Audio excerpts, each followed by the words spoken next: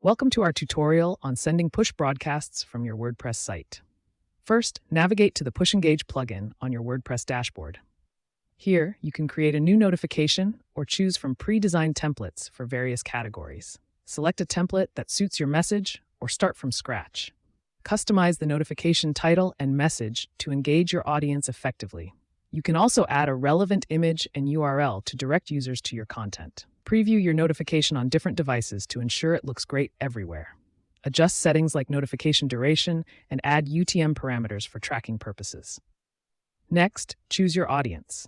You can send the notification to all subscribers or target specific groups based on your segmentation criteria. Schedule your notification by setting it to send immediately, at a specific time, or on a recurring basis. This flexibility allows you to reach your audience when they're most likely to engage. Once you're satisfied with your notification, review the summary of selected subscribers and send or schedule your notification.